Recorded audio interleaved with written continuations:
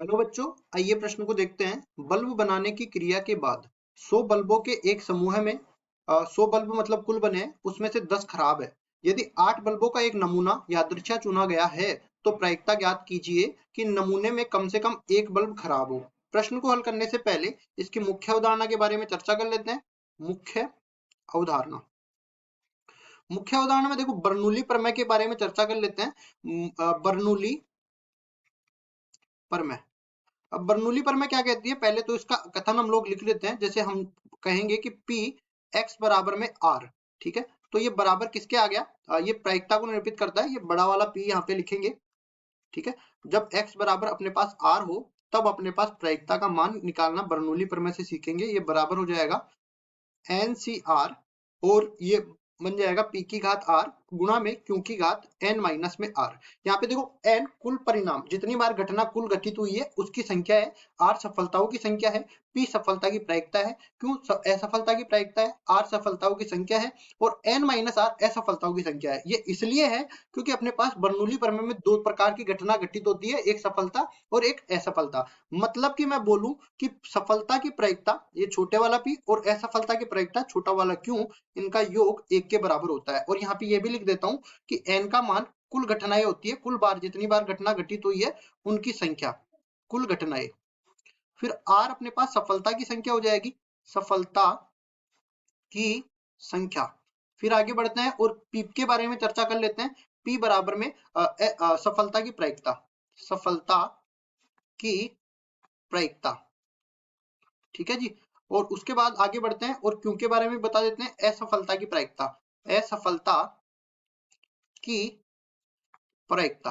अब इसके बाद में देखो सवाल पे चलते हैं।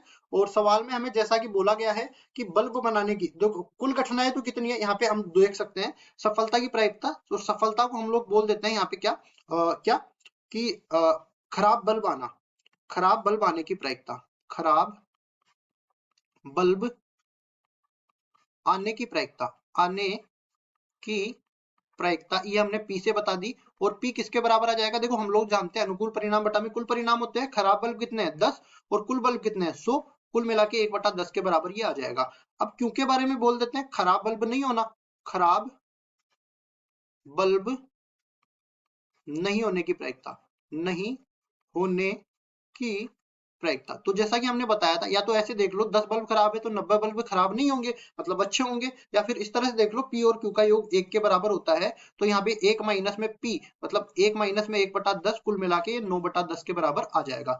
उसके बाद आगे बढ़ते हैं और हम चर्चा करते हैं N की। तो यहाँ पे देखो कितने का सैंपल ले रहा है, 8 बल्बों का नमूना ले रहा है। तो कुल बार कितनी बार हमें बल्ब उठाने पड़ेंगे, 8 बार। N का मान आ गया 8 के बराबर।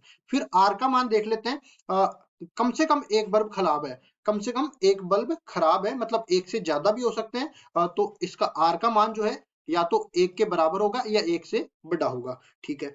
अब देखिए हमें मान किसका निकालना है, P x बड़ा या बराबर है एक के, और ये बराबर हो जाएगा पूरक, इसमें नियम लगा देते हैं। जब अपने पास किसी घटना के होने की प्रायिकता निकालना हो तो ये बराबर हो जाता है एक माइनस में उस घटना के नहीं होने की प्रायिकता। तो एक माइनस में जब अपने पास x का मान एक से छोटा आ जाए तो इसकी प्रायिकता को इसमें घटा सकते हैं। और देखो एक से छोटा तो कितना हो सकता है, जीरो से तो स्टार्ट ही होता है। तो एक माइनस में P x बराबर में जीरो, इस तरह से आ जाएगा। अब इसके लिए लिखते हैं हम लोग, देखो P x बड़ा या बराबर है एक के, इसकी प्रायिकता हम लोग निकालना है। तो ये बराबर बन जाएगा एक माइनस में n का मान 8 है और r का मान यहाँ पे 0 है, ठीक है। r का मान 0 ही तो है, x बराबर r कहा था हमने। और यहाँ पे p का मान कितना है 1 बटा 10, 1 बटा 10 की घात हो जाएगी 0, और q का मान है 9 बटा 10, तो 9 बटा 10 की घात हो जाएगी 8 के बराबर, ठीक है। उसके बाद देखिए यहाँ पे एक माइनस में ये पूरे तो 1 के बराबर हो गए, और ये कुल मिला के अपने पास 9 बटा 10 की घात 8 के बराबर मिला, जो कि अपने पास P x बड़ा या बराबर 1 है, इसका मान मिला। मतलब S8 परीक्षण करने पर अपने पास ऐसी प्रायिकता जिसमें अपने पास कम से कम एक बल्ब खराब होने की प्रायिकता है वो बराबर आ गई 1 माइनस में 9 बटा 10 इस पूरे की घात 8। अब यहाँ पे देख लेते हैं, कोई भी विकल्प नहीं दे रखा है, तो यही हमारा उत्तर हो जाएगा। आशा करता हूँ ये सवाल आपको समझ में आया होगा। धन्यवाद।